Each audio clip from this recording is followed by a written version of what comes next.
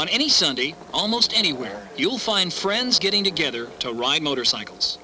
But these three are a little different. They're three of the best riders in the world.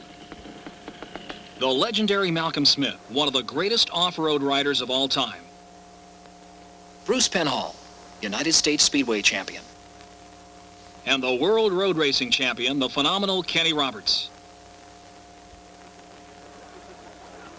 Never ever thought about doing anything else. I worked in a shop when I was 14, 15 years old, just to be around motorcycles. 20 seconds. 10 seconds. 8 to go. Stop!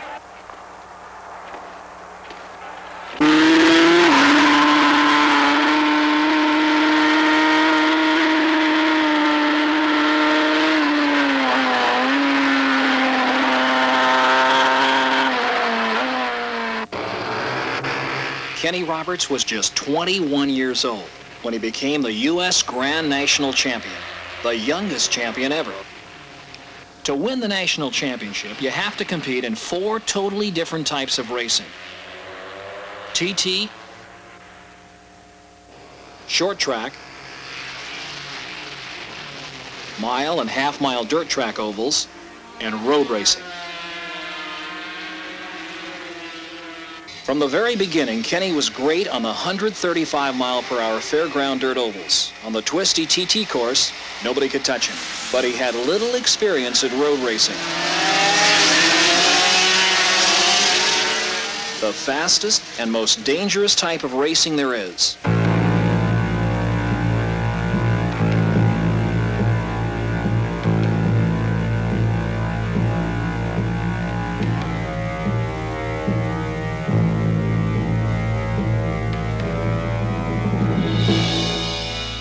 To try to help Roberts, his sponsors asked former world road racing champion Kel Carruthers to give the kid a hand. I can watch what he's doing. I can watch what other riders are doing. And I think Kenny is one of the few riders that does the right thing virtually all the time. Kenny had had little opportunity to road race, so he followed Carruthers around the tracks, learning what he could from the champion. But after only a couple of races following Kel around, Kenny started winning and leaving his tutor behind. His natural ability and dirt track aggressiveness made Roberts an instant road race superstar in the United States. His sensational knee-dragging style endeared him to the fans. In all, he won 28 national championship races, more than any other man in history. And that's why they call him King Kenny.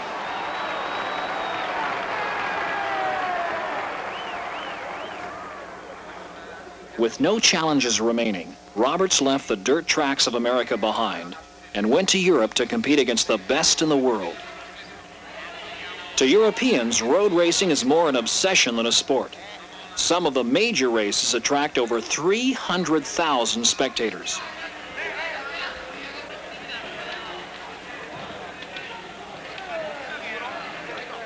There are so many fans, they have to set up TV monitors for those who can't get close enough to see the race. I'm stationed with the United States Air Force, and about a year ago when I read that Kenny was coming over to contest the World Championship, I extended my enlistment so I could stay and watch him compete. The Europeans didn't consider Roberts much of a threat. It took years to learn the different circuits well enough to even attempt to try to win.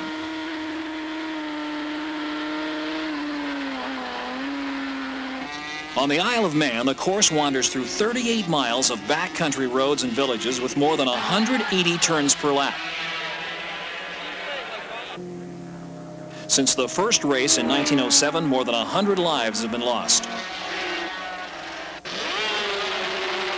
You had to race them many times to learn them well enough to win. No American dirt tracker was going to master this sophisticated European sport overnight.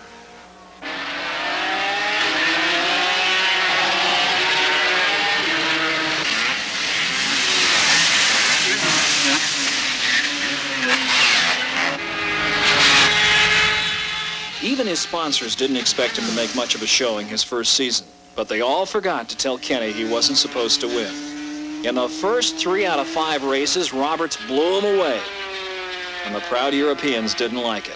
One thing. The other thing is that they wouldn't talk to me, and they wouldn't tell me why they didn't pay me, so I don't have to take their trophy. If I have to race here, which they say I have to, then I have to race here, but I don't have to take their trophy. If they're going to treat me that shitty, you know, I don't need the trophy.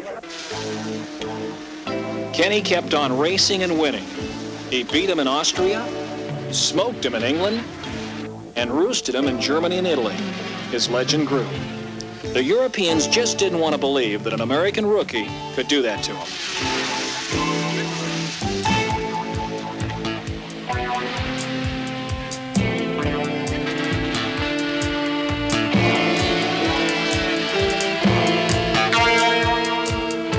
In Europe, the race goes on no matter what the weather. And because when it rains in the States, the races are stopped, Roberts had zero experience riding under these conditions.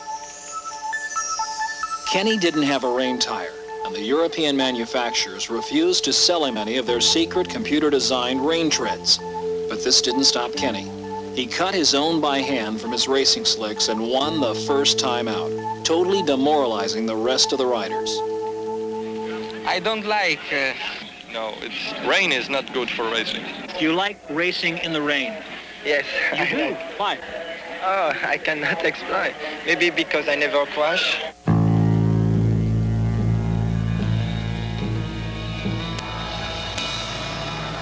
Kenny Roberts raced the entire European GP circuit, and when the season was over, this young American superstar had won an incredible 12 out of the 18 races, and the coveted title, World Road Racing Champion.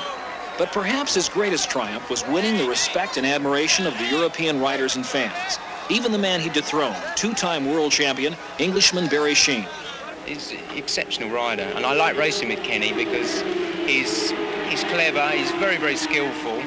There's a lot of guys that go quick, but I hate racing with them because you get alongside them and they don't give you any room, don't cut you any slack, as they say in America. And Kenny's not like that. I can race with Kenny, and if I beat him through going quicker than he did. And if he beats me through going quicker than I did. You know, there's no shutting the door and pushing me out or any kind of stuff like that. So, in his first year on the circuit, known as the World Series of Road Racing, King Kenny came home with all the roses.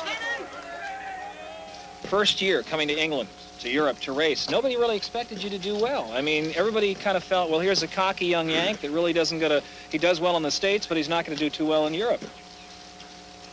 Well, I proved I was a cocky young Yank. I also proved that we could road race. The thing about going to Europe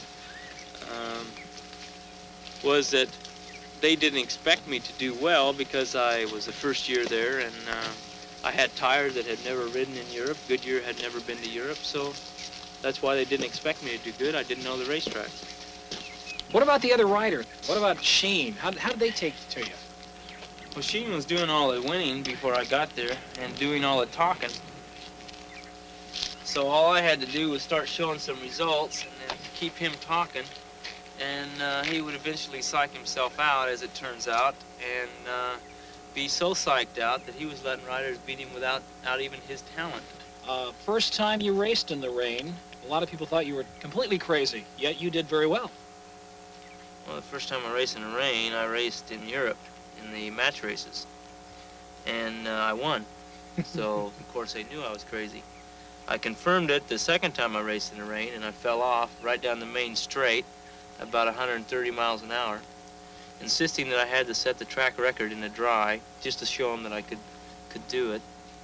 And in front of thousands of people, doing my slide on my back and slide on my foot and slide on my butt for a while. And they were all odd at this. They didn't, here I am right in front of them crashing, and I hit the hay bales and the bike bounced across the track, and well, I got up and I went, wow, that was neat. All these people looking down on me going, they just didn't say nothing, and I saw one girl look at her boyfriend and say, he is really crazy, isn't he? Some would say you're an Iron Man in racing. Do you consider yourself an Iron Man? Well, I'm not scared of anything I can see, anything I can do personally.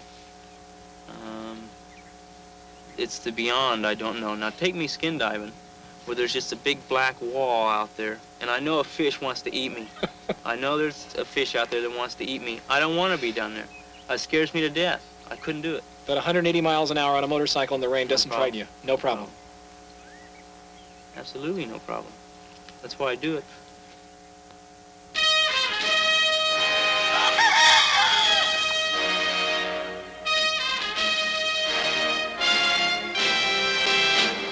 Dateline, California. There's been a scheduling error on the tracks between Lompoc and L.A., causing slight damage to 2 locomotives. The Highway Patrol has developed a new airborne radar system to catch speeding motorcyclists. It works like this. The airplane sneaks up on the unsuspecting violator, and the radar records his speed.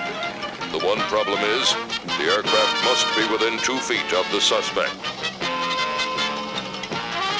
Looking back at great moments in racing, Germany, 1949. Daring young cyclists roar through the Rhine Valley, hitting speeds well over 63 miles per hour. Each contestant is timed 1 by 1 after a flying start until they reach the finish rock at the end of the course. Catalina, 1957. An international contingent of riders converge on a beautiful island off the coast of California, here to participate in the most prestigious Grand Prix race in the United States. Even a couple of famous movie personalities are in attendance. This event starts with a beauty contest to pick the best-looking bike and rider. Here's something new, a Yamaha built in Japan by a piano company. By the looks of it, they should stick to making pianos.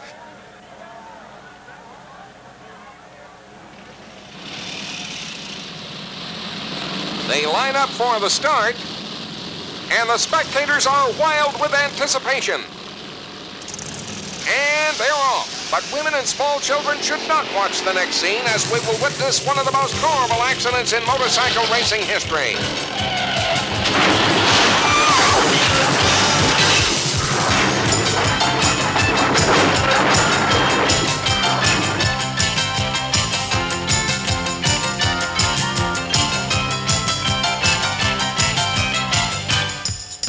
This torturous 100-mile race is made up of 10 10-mile loops, starting in town and into the hills to negotiate the tricky high-speed corners.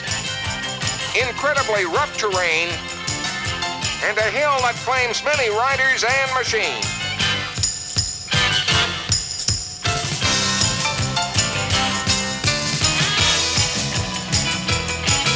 Our slow-motion camera shows the beating they take as they nearly go into orbit over the jump.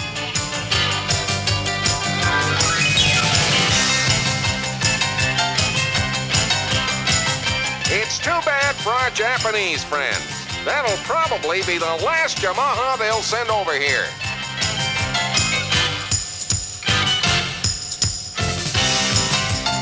Coming back into town, they fly off a curb as if it wasn't even there and perform a dazzling display of their riding talents through the city streets.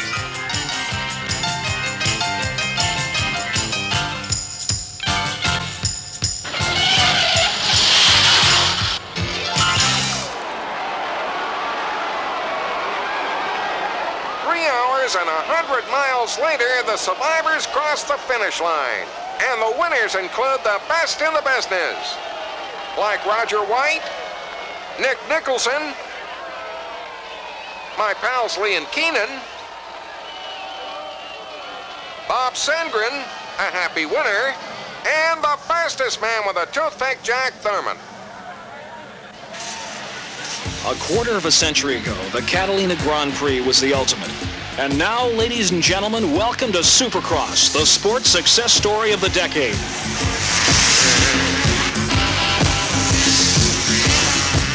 The tracks are constructed on football fields with bulldozers and tons of dirt. They are designed with 3 things in mind: to test the machine, reward risk-taking, but above all, to put on a great show for 100,000 screaming fans.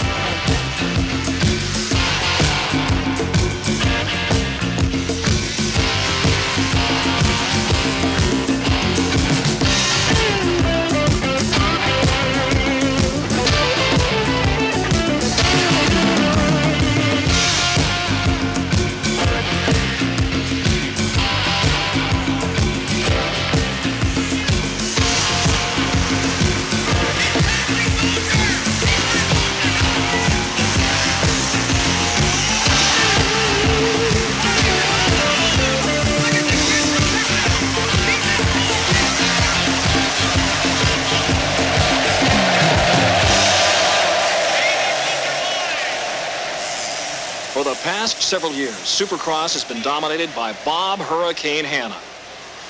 His style is unmatched by any other rider.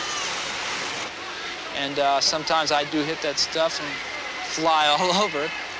But to me, it's natural to try to save the bike, not to crash. You don't want to crash. You can't win if you crash. I try to save that thing to the last minute. If I don't save it, then I eat it hard.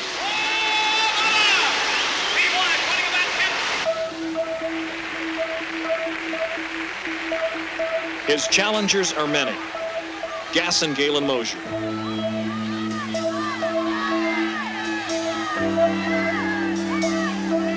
Marty Smith, Steve Wise, and Mike Too Tall Bell. And the racer they call the old man of motocross, 29-year-old Jimmy the Jammer Weinert.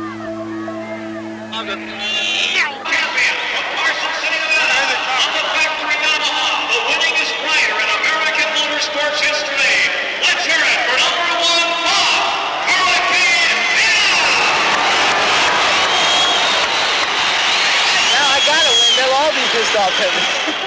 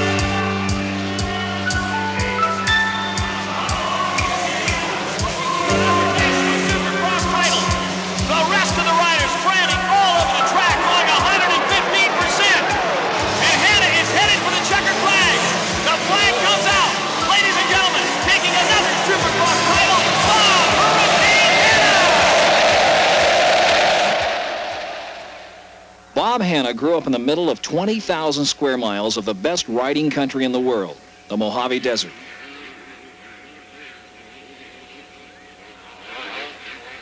in these hills, I learned how to ride. My dad brought me out here and let me loose every weekend for about, 10 years.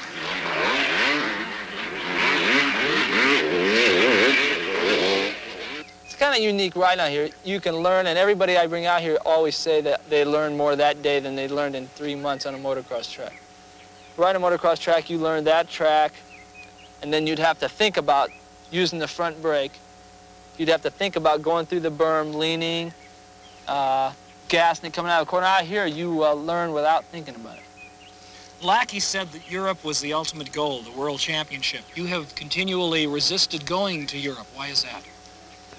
Oh, a bunch of different reasons. I like it over here. I like being with people I can talk to, play with, go riding anytime I want, anywhere I want. A lot of friends over here, good money over here, food's good over here. And there's really nothing for me to go over there. Only one, a couple words, world champion. And I don't know how much that's going to buy you when you quit racing, or how much I'll even care. Right now, I'd like to say I'm world champion just for, maybe it sounds good, but it doesn't mean that much to me. I'd rather just race over here and say I'm a motocross racer. I don't really care to be the world champion motocross racer.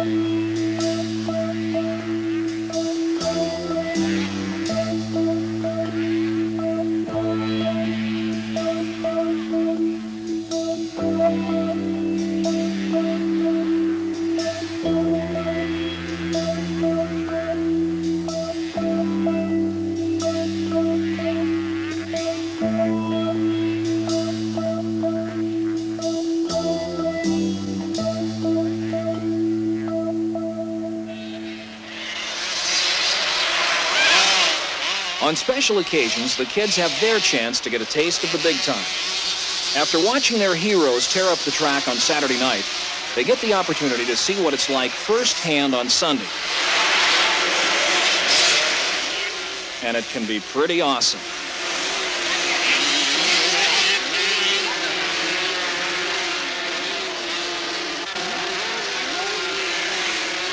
As with any kid sport, sometimes you wonder who it's really for.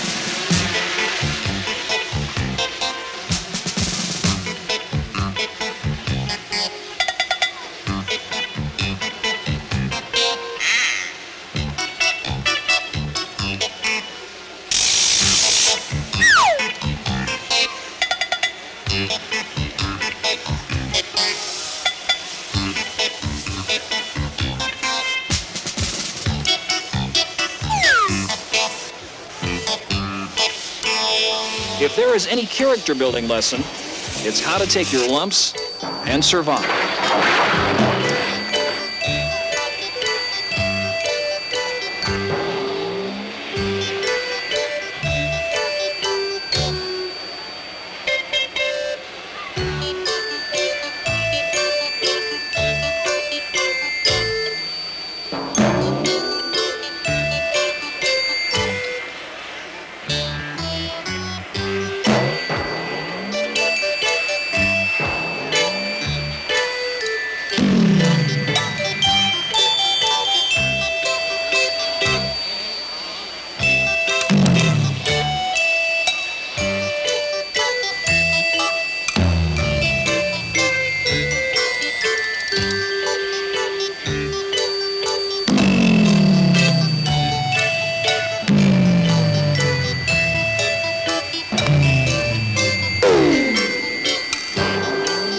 Here's a classic. The leader crashes on the last lap and is hit by his buddy in second place. He kicks him over and runs across the finish line for the win.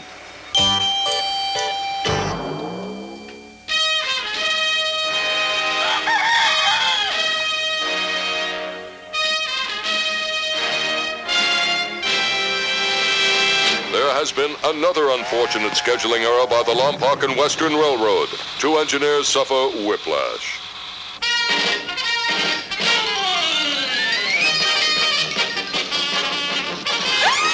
These modern-day bronc busters should have stuck to bull riding. These steeds seem to be more than they can handle. Anchorage, Alaska. During a thrill show, a car went out of control and completely destroyed an Eskimo home. But the show went on, and the surviving Eskimos loved it.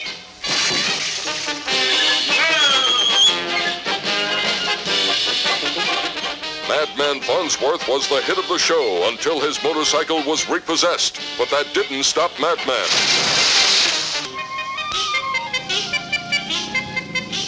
The object of this event is to try and knock over as many white pegs as possible.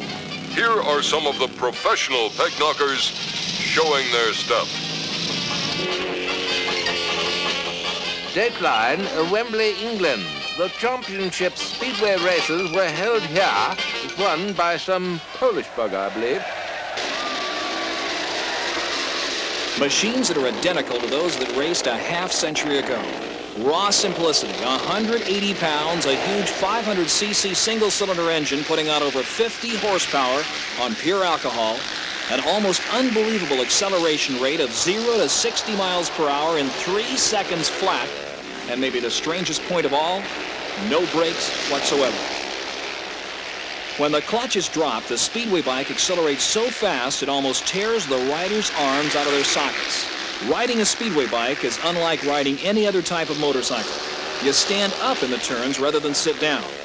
And because there are no brakes, the only way to slow a speedway motorcycle down is to turn it. But you've got to turn it right to go left. And using the delicate balance of the hair trigger throttle and the position of your body on the bike, you try to hold everything together long enough to win the race.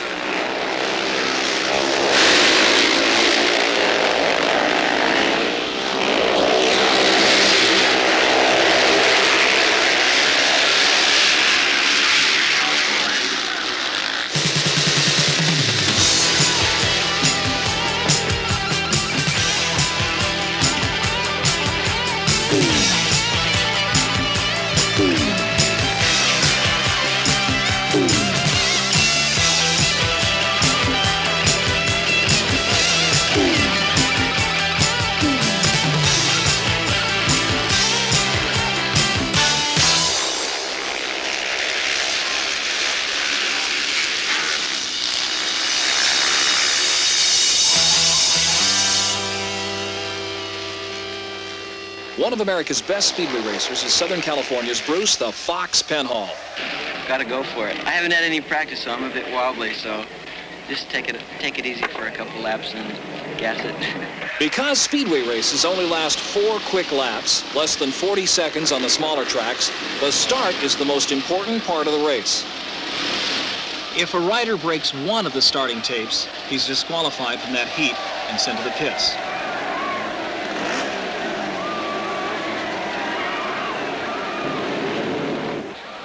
If he breaks all of the tapes, he's sent home. Speedway racing in this country has got to be experienced to be believed. The fans are as much a part of the show as the racing.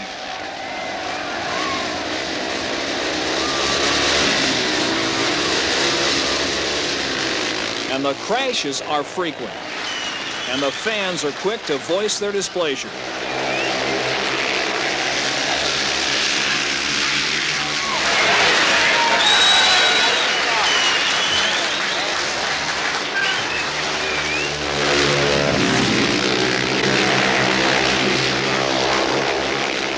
As the night wears on, some of the fans can't help letting it all hang out.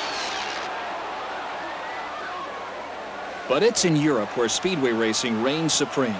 90,000 fans for the World Championship in England's Wembley Stadium. 120,000 in Poland.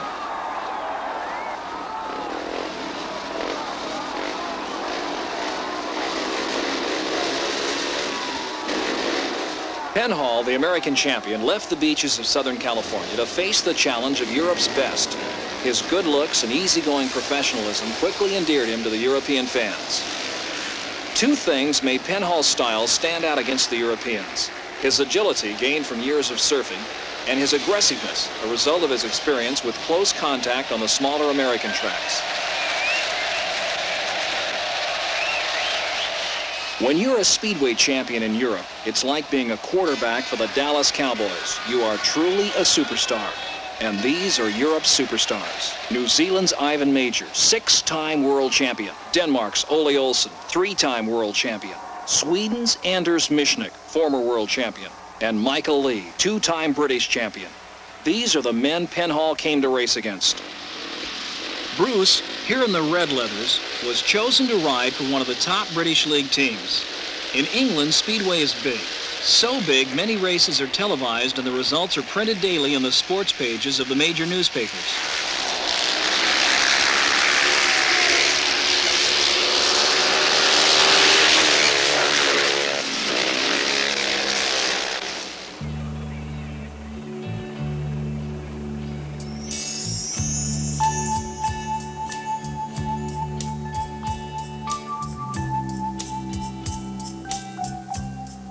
Bruce Penhall gave up a lot to race in Europe. The comforts of a luxurious Southern California lifestyle, a beautiful oceanfront beach house, fast cars, and the legendary California girls. He seemed to have it all, but for some reason there was something driving him to the max. A world-class title that had not been held by an American for 42 years. Penhall was at the top.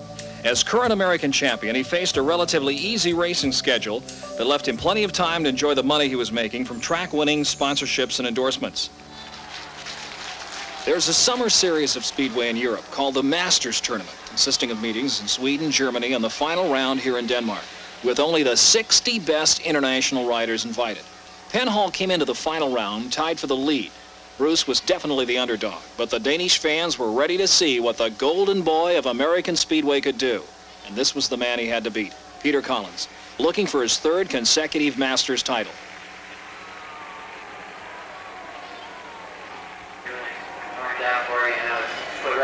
In front of your face.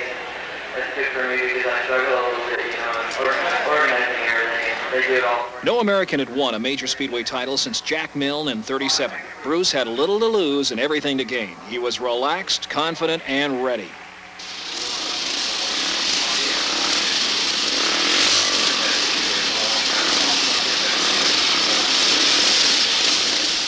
In his first heat, Penhall lined up in the number 4 outside starting position. The gate went up, and Penhall swooped around the other 3 riders to move up to challenge second on the back straightaway. It was Ivan Major, the 6-time world champion, out in front, with Penhall passing Major in the 3rd turn and stunning him, looking around and running away with the race. Penhall in front, Major running second, Sweden's Anders Michnik and Michael Lee battling for 3rd. But in the first heat for Penhall, he ran away from the best riders in the world to take the checkered flag.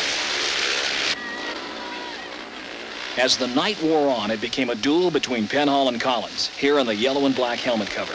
Collins gambled by fitting a new rear tire, but it proved to be a poor bet.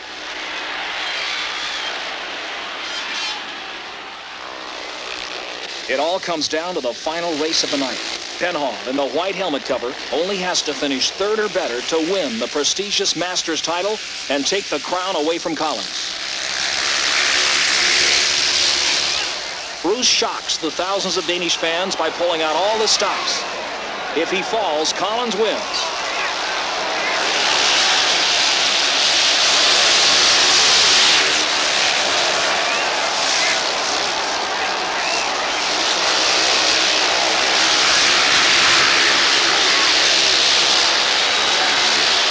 The fans don't believe it. Bruce keeps the throttle wide open and blows the doors off the rest of the field to take the World Speedway Masters title.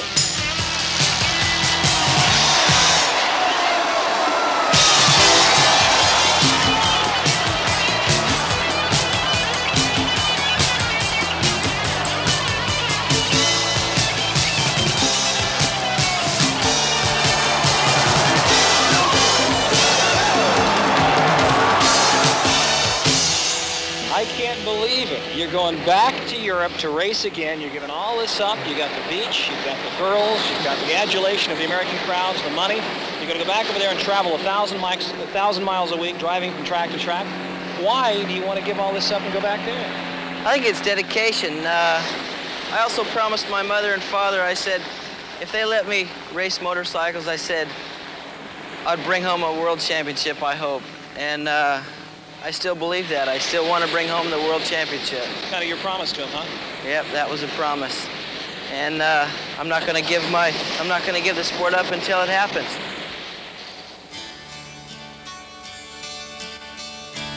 Bruce's parents were killed in a tragic plane crash before he was able to fulfill his promise. But he's still there and intends to keep his word.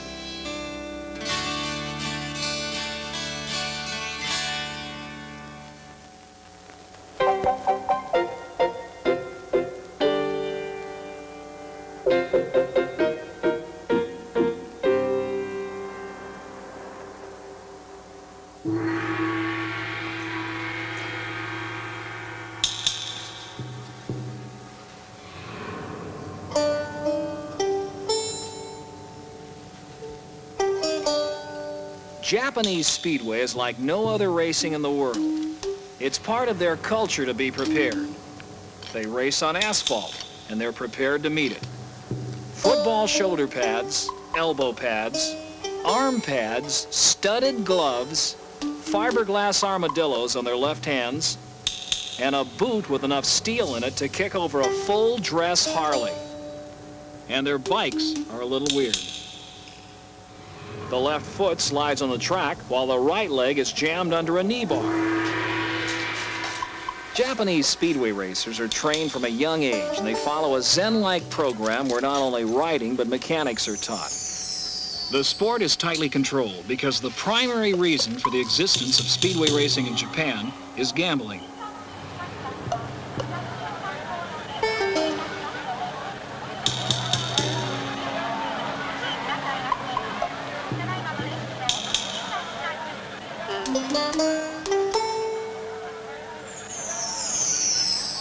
The machines are wheeled out into a handicap type of starting position. Then the riders are brought out in a covered wagon so they can't see suggested bribes from the stands.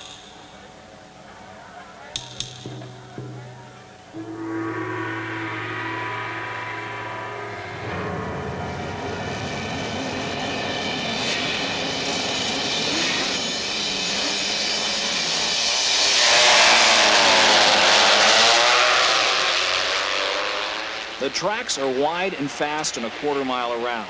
Each race lasts 8 laps, but strangely enough, there is absolutely no cheering from the crowd. The human silence is uncanny, and it lends an eeriness to the racing. As the race progresses, 3 interesting points become apparent. First, even though Japan makes 90% of all the motorcycles in the world, most of these bikes are powered by ancient BSA and Triumph twins. Interesting point number 2. Despite the fact that they're dressed to survive being thrown from a speeding train, they never fall. And interesting point number 3, they are so smooth and precise, the racing is unbelievably dull. Imagine 50,000 people on Valiant.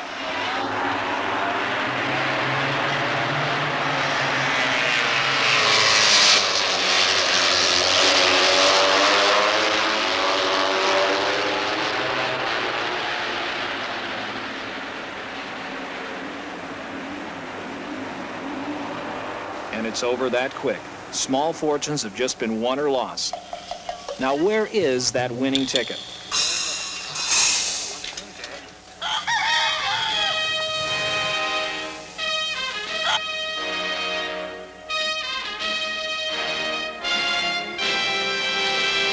The news has just reached us that there's been another horrible miscalculation by the now near bankrupt L&W Railroad. 10, 9, 8, 7, 6, 5, 4, 3, 2, 1.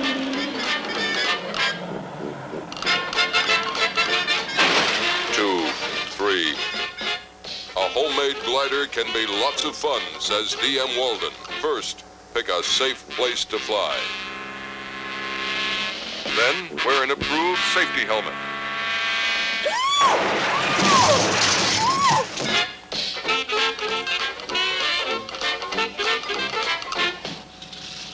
Dateline, Mojave Desert. the 1956 Big Bear Run Desert Race. Thousands of riders, including famous personalities, show up for this annual event. The course is laid out across 100 miles of this trackless wilderness.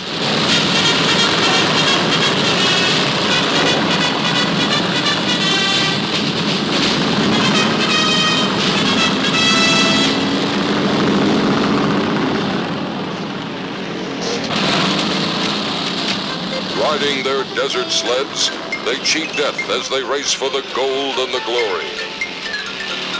After 50 miles of torture to man and machine, a pit stop is a welcome relief.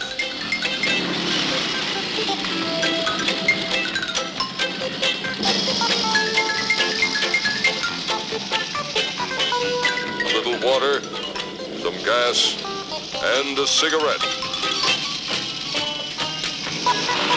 And they're off again.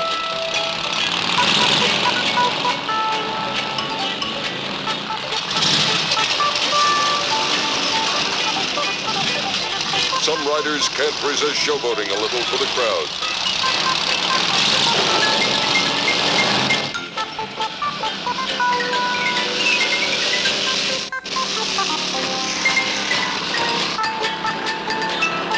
But only a few will see the finish line at glamorous Big Bear Lake and enjoy the tumultuous reception. And another cigarette.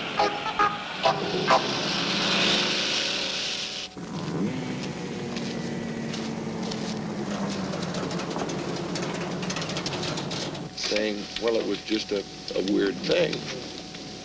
But I got a good bomb run. I got a pretty good... Desert racing hasn't changed much in the last 25 years. Stories about the good old days still take up most of the time around the campfire the night before. But it's getting tougher for old desert racers to find girls young enough to believe their stories. Before dawn, you are rudely awakened by the sweet sound of 100 bikes getting a last-minute tune-up. Down there on the starting line, there are 1,000 guys with one thing on their mind, and that's to beat 999 other guys to the base of the mountain, where the course narrows to allow only one rider through at a time. 1 minute before the start, all engines are quiet.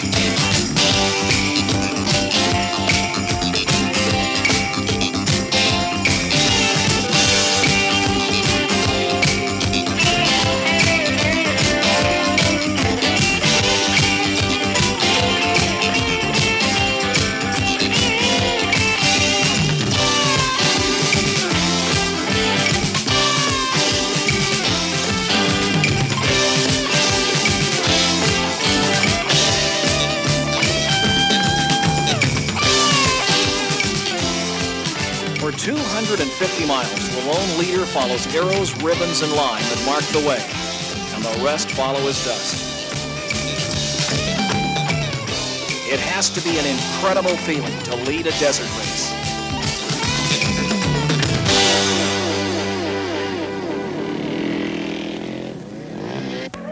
There are pit stops about every 60 to 70 miles.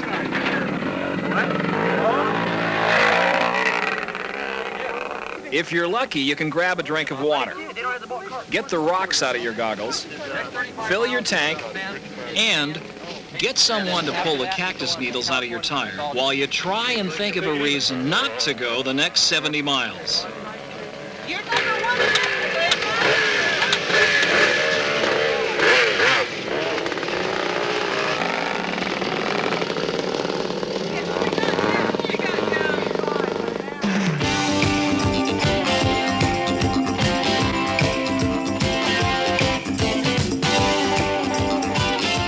The serious riders out in front really move, averaging 50 to 60 miles per hour over the roughest imaginable terrain. And here, Bruce Ogilvie exceeds 100 miles an hour across the open desert.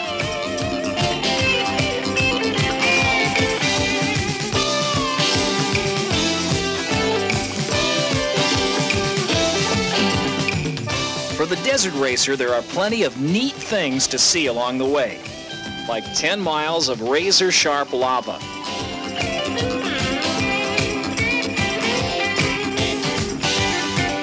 The picturesque Whipple Mountains, where the object is to try and not hit one of those boulders.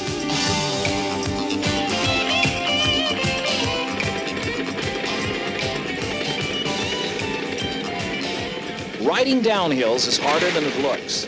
There are 3 basic methods: the right way,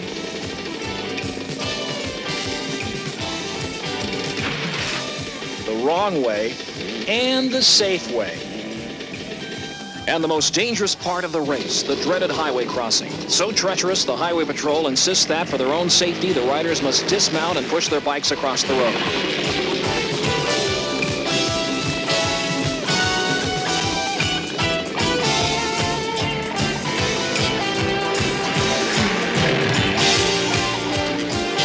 The lava-strewn hills are a snap for the experts, but spell doom for the hapless novices. Especially when some clown tries to use you or your bike for traction.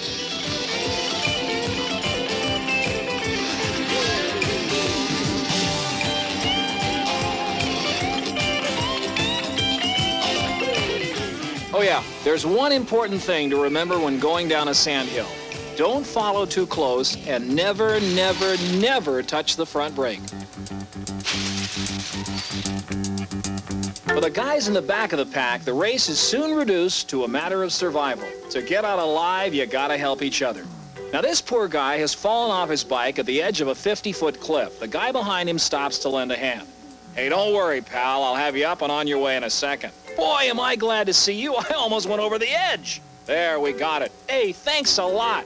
Don't mention it. I'll see you at the next checkpoint. Good luck. And there's always that guy who's running dead last but still racing.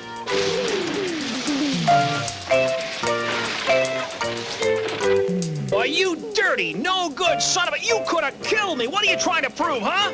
Hey, what are you doing down there? Don't you know you're not supposed to stop in the middle of a trail?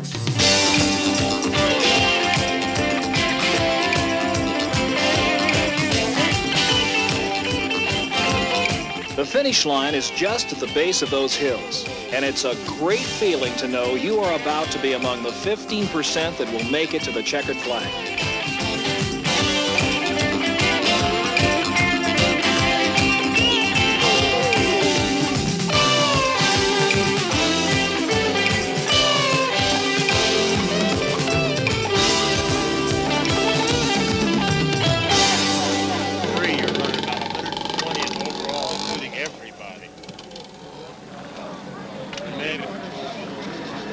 And the finish of a desert race is still like no other race anywhere in the world. No crowds, no victory stands, just the finish. And a beer or an ice-cold bottle of 7-Up to pour over your bald head.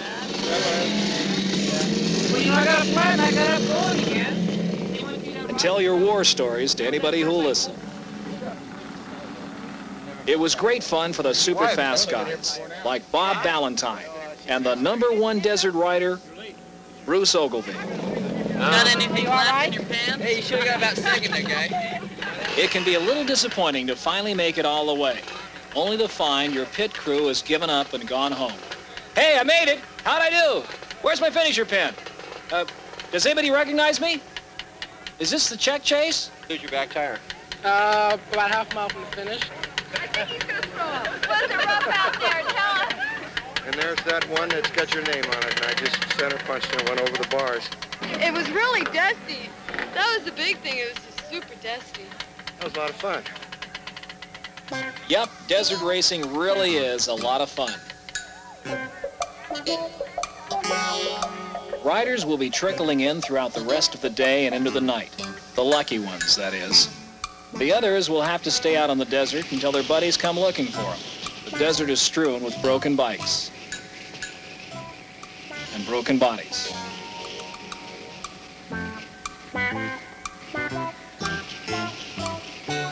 Some bikes are just abandoned, and the riders start walking.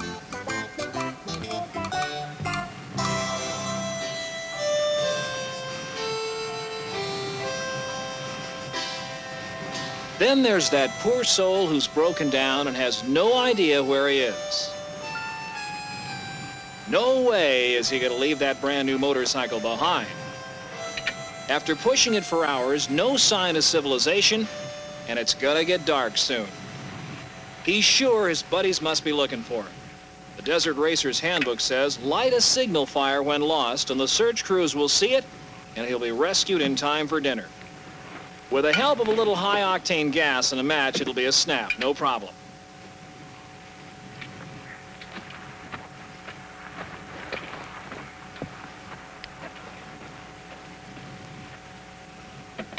Now, you already know what's gonna happen.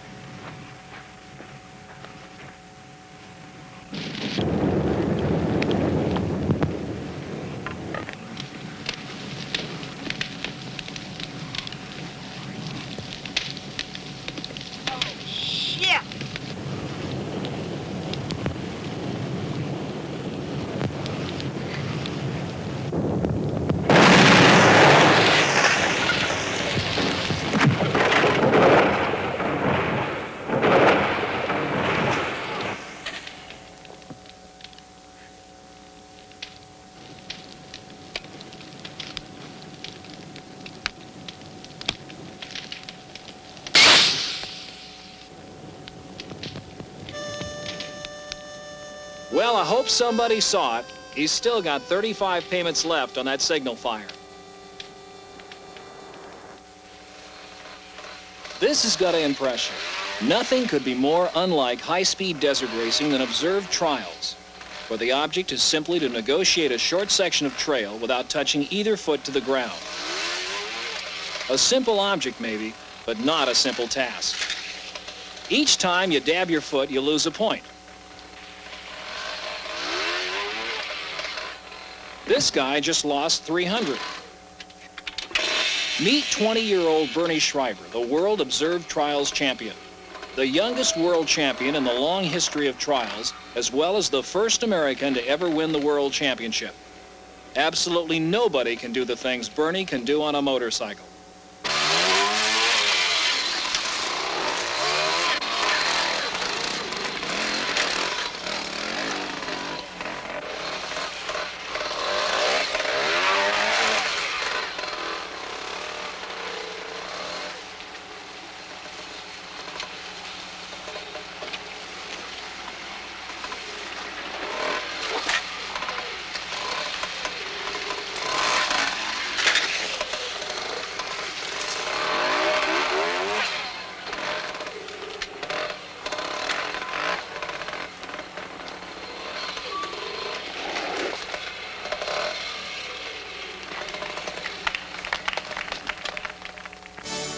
Let's take that section a little bit slower.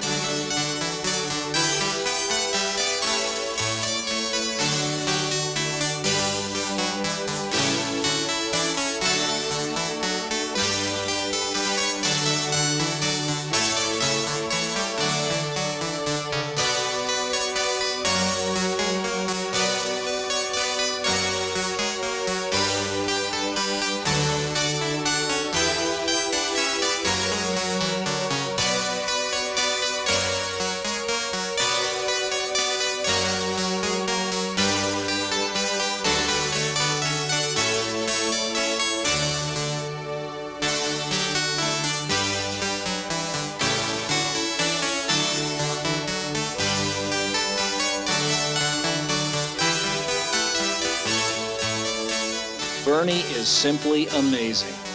Even the best riders would find this maneuver virtually impossible.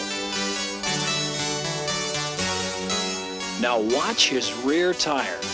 2 inches further back, and it'd be all over.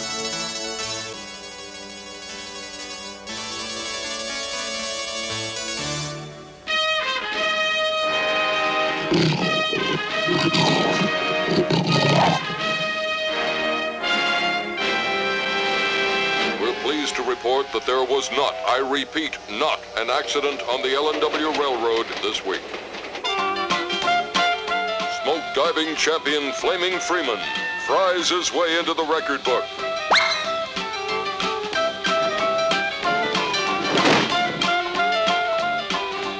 Once extinguished, he treats us to his famous mouse imitation.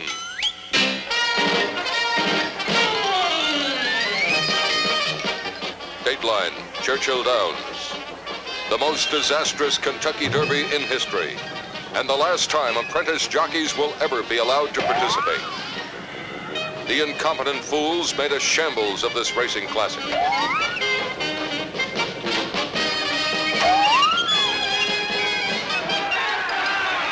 In the home stretch, there were only 2 horses left.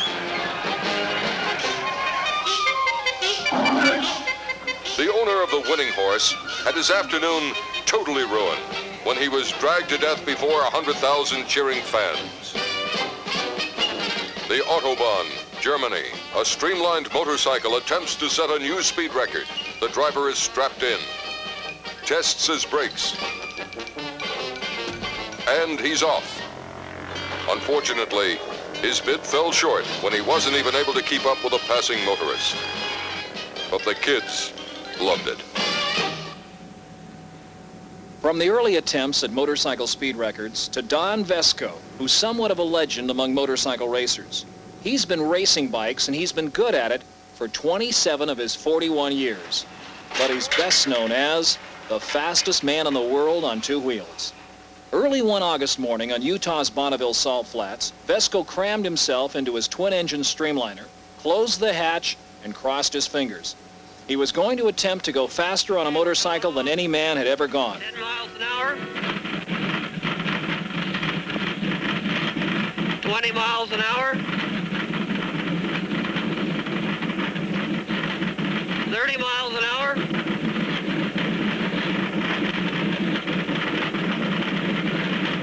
40 miles an hour. Engine split.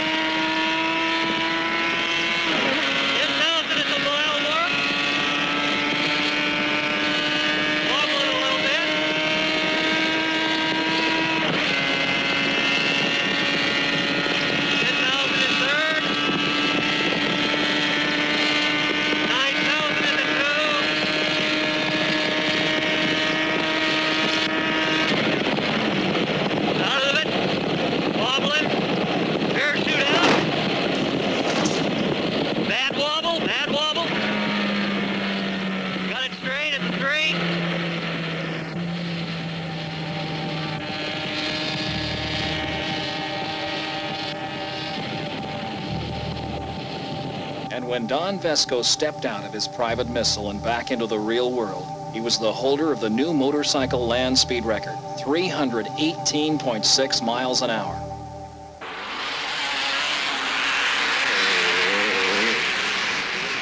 Motocross. It was barely a dozen years ago when European-style motocross was introduced to the United States. And it's been an uphill battle for the American riders to reach the Europeans' level of skill, conditioning, and experience.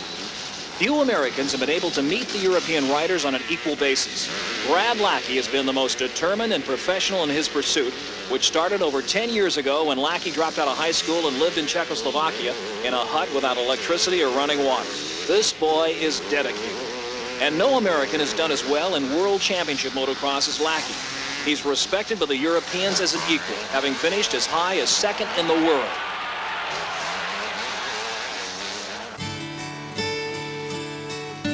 I went to Bengt Dahlberg's house and went down into his bar, and he's got a little plaque on the wall. He's got two of them. They're just little simple plaques, and just says 500cc world champion. When I saw it, you know, it just told the whole story, just what it was. It wasn't 15-foot high trophies, flowers all over. It was just one little thing, and it just told the story that he won, you know, 2 years in a row, and he had them just sitting there like they were just, you know, nothing. And that really impressed me, and right then I wanted one, you know. I felt like I had to have one. And so that's what I've been training all my life, and my goal to go over there and try to win the championship.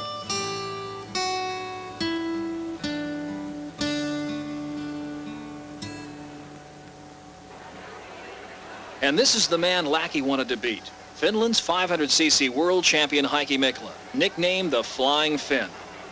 And Belgium's Roger de Coster, 5-time world champion, now in his final season. He too wanted to defeat Mikkola so he could go out on top.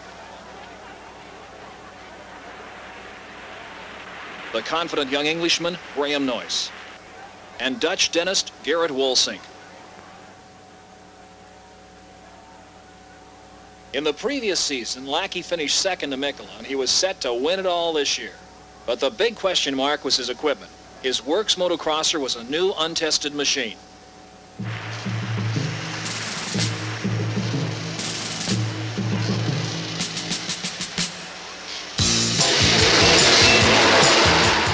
At each Grand Prix, there are two 45-minute races called motos. Lackey had won 3 of the first 5 motos and took a strong early lead in the point standings.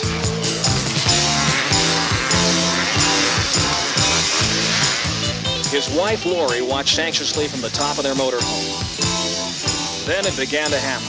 Teething problems struck Lackey's new bike. Most often, they were problems with the engine, which was smaller than the competition's. And when Lackey's mechanic tried to squeeze more horsepower out of the engine, its reliability suffered. It sputtered and faltered more times than Lackey would care to remember. And when it wasn't the engine, it was the suspension. And when it wasn't the suspension, it was worse. At one Grand Prix, the bike's frame broke.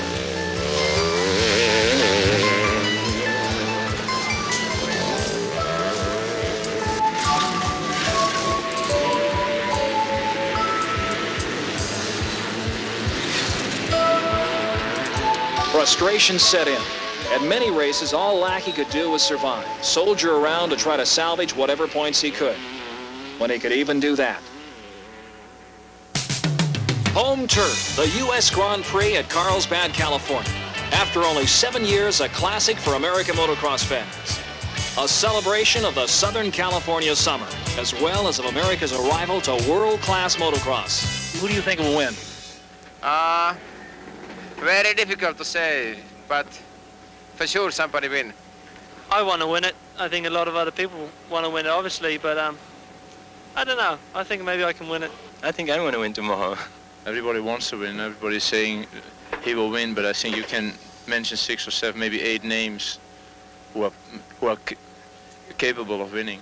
I'm going to definitely give it all I got, and all those fans are jumping up and down and screaming, and they want me to win, or anyway, they act like it, so I'm going to have to try to oblige them.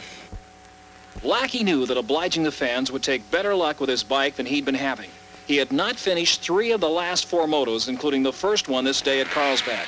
And so it was with apprehension that he walked to the starting gate for his last chance to defeat Mikkola, while his mechanics made the final preparations to the bike.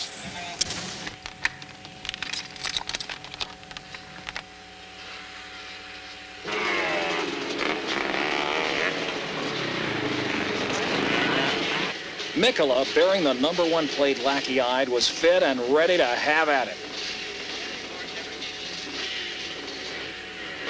Noyce, leading on world championship points by now, was just trying to stay cool in the 100-degree heat. But it was Lackey's country. He was determined to beat the world champion, who had won Carlsbad the previous year after Lackey had put up a furious fight. This was what the crowd was waiting for. The world champion versus the best American, a rematch of the last Carlsbad Grand Prix, and Lackey and Mikkola came out swinging.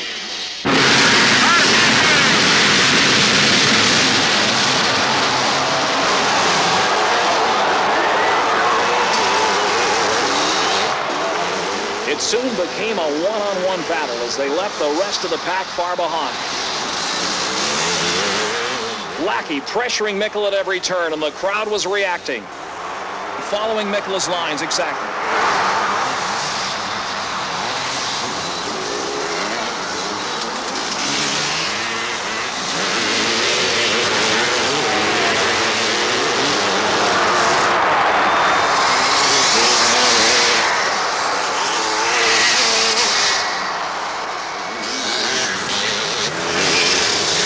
Lackey pushed Mikkel for 6 laps around the choppy Carlsbad course before he made his move. And it was a carefully calculated move made deliberately on the section of the track where there were the most fans. Lackey wanted everyone to see him smoke the world champion. And the crowd went crazy.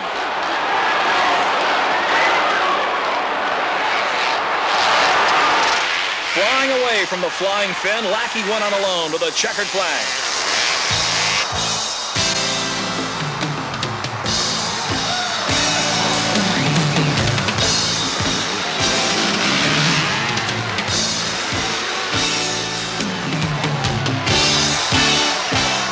It was a personal victory that Lackey had been waiting 7 years for.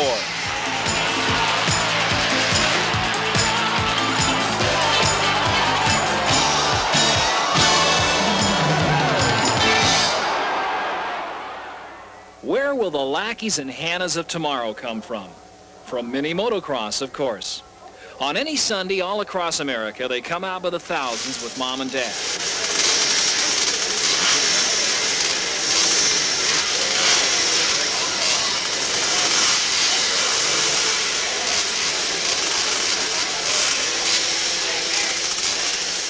There's an expression coined by professional racers to describe their determination: race face. And you don't have to be a pro to wear a race face.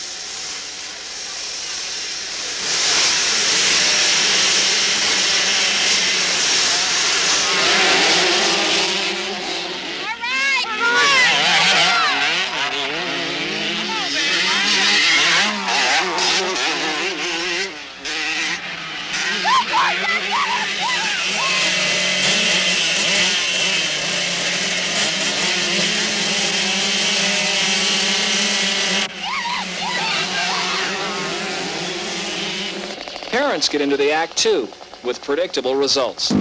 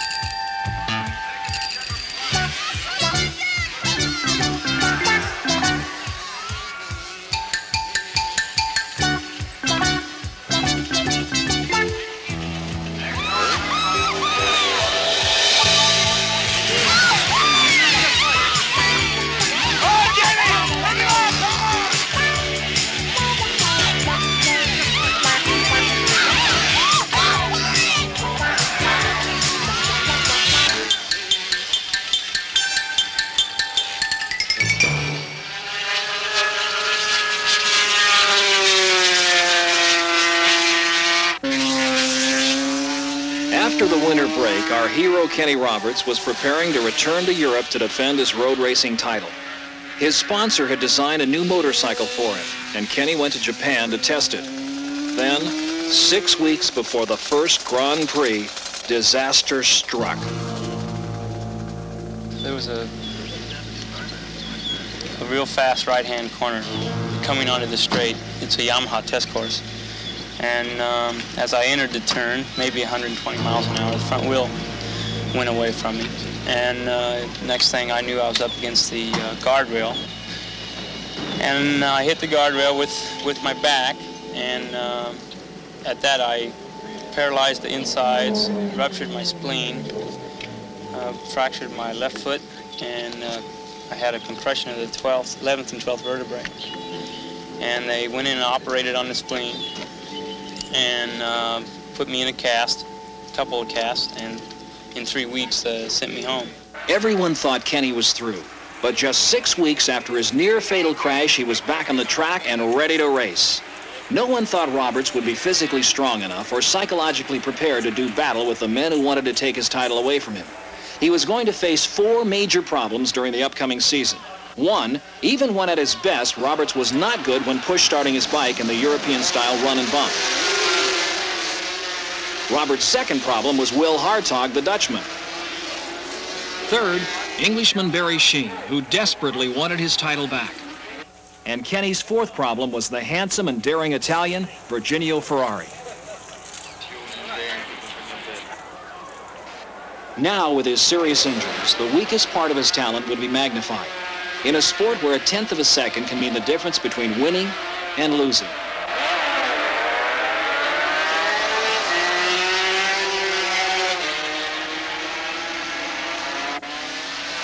The thought that this could happen again while his back was still broken would make the average rider hang it up.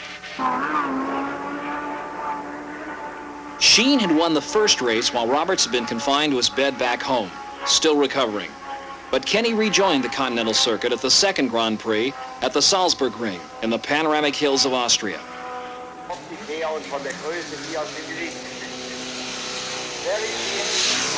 Everybody thought Kenny had just come to watch. They were shocked when he put his leathers on over a back brace and was going to try and race.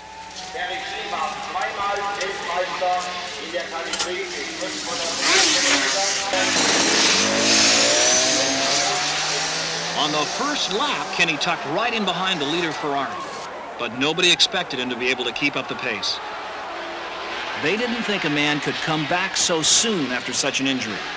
Breaking my back was something for me to overcome, to make me go on, to make me better than I was before, Roberts told him. Before the race, they'd asked him if he was going to ride as hard as he used to. He told them, nope, I'm going to ride harder.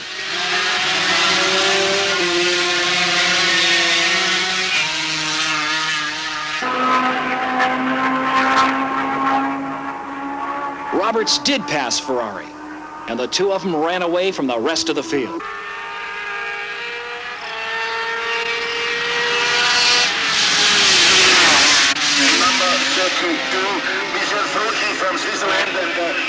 Kenny won the race, once more doing what the Europeans didn't believe could be done.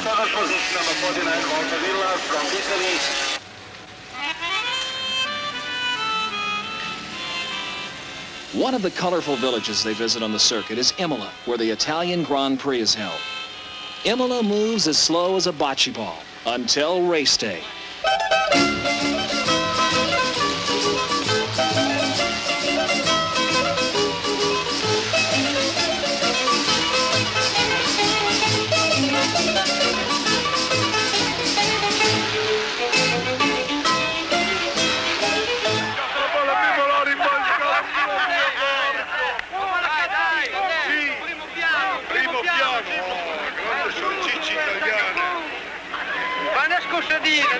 Grande fabbrica italiana.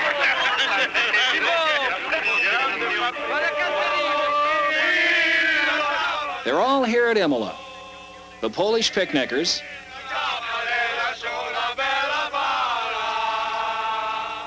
Russians in their motorhome, and the proper British.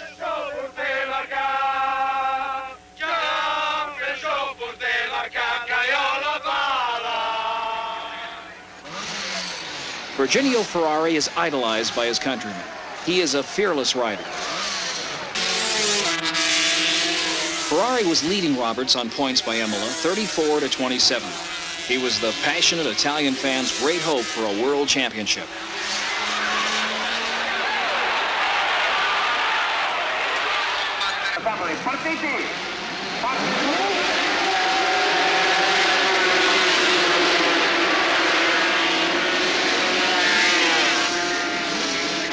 His back still weak, Roberts got off to the slow start he'd expected, but he made up ground fast.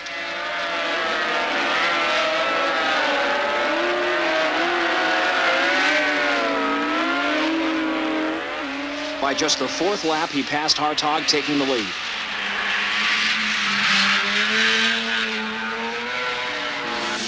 By the time he crossed the finish line, he had lapped most of the field and showed the Italians that Roberts was back.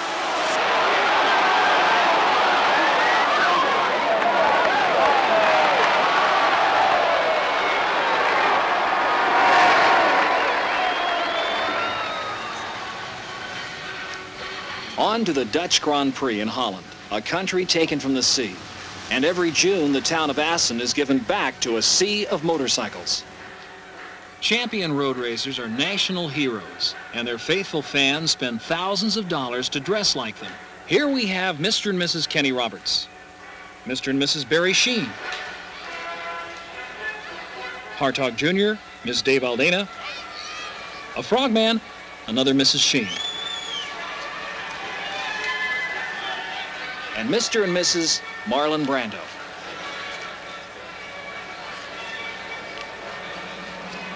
Dutchman Will Hartog was the heavy crowd favorite at Assen. You must be the tallest racer around. Roberts is like this, and you're so tall. I'm sorry, and I think that's the reason I'm not world champion this year.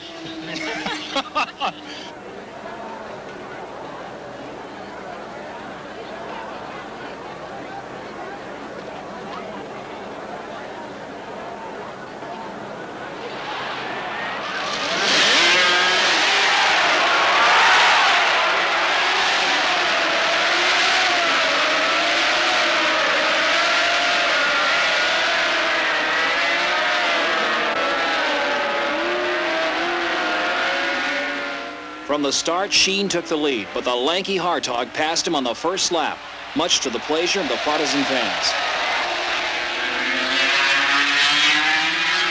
Roberts struggled along in 8th place. His suspension had failed, causing his bike to shudder terrifyingly on the fast bends. When it wobbles like that, you don't do nothing, Roberts said. You don't sneeze, you don't hiccup, you don't even breathe. All you do is hang on, and soon he was nearly a lap behind Hartog.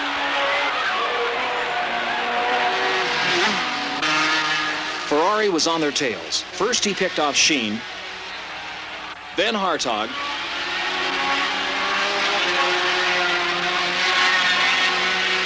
leading his way around the twisty 5-mile Assen circuit. Sheene pressured Ferrari for the full 90 miles, but his bid fell short by 1/10 of a second.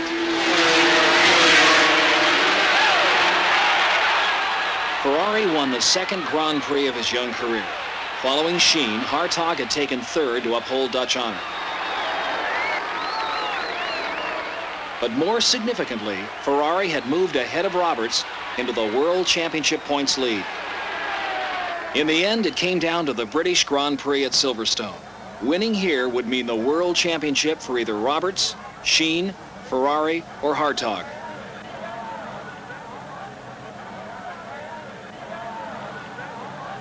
Roberts set the fastest lap in practice, but when the front row lined up for the start, he was missing.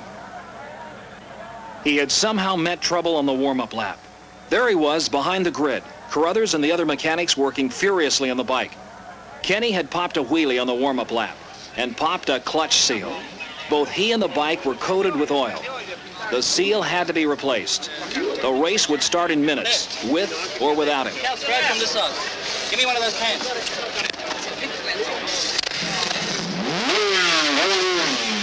You get a pig in? Yeah. Mind your arms. Yeah. Lean it more over to the left. Time 30 seconds, Kenny. Okay, watch out. Let's go. All right, Kenny. Kenny, wait. Let's go. The seal was replaced and most of the oil wiped off. Roberts pushed the bike through the grid to his start in the pole position with only seconds to spare. They didn't know whether the seal would last for the length of the race. How would you like to be sitting on the front row, your bike covered with oil, your mechanic yelling at you it's not right, and in less than 30 seconds you'll be going 180 miles an hour?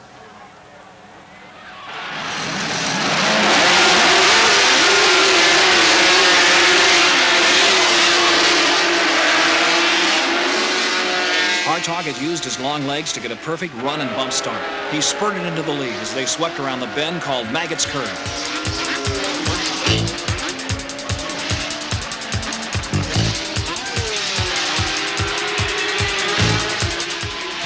By the end of the first lap, both Sheen and Roberts had caught up. Kenny was reminded of the shaky oil seal every time his hand slipped off the handlebars because of the oil on his gloves. The pits had signaled that Ferrari blew his engine. Now the world title was down to 3.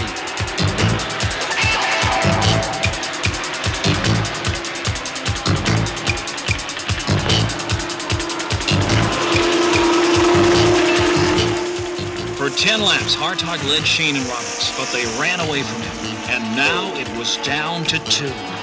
It became a terrific battle between the Englishman and the American.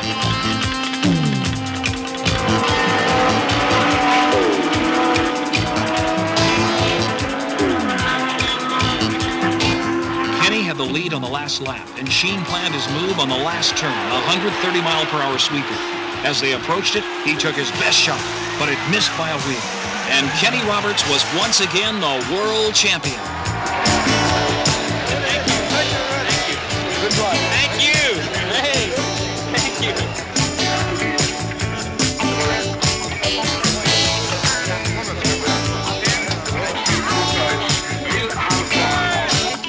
Oh, thank you. Hey, thank you. Hey, folks. Oh, sure. I have Yamaha, 4 power.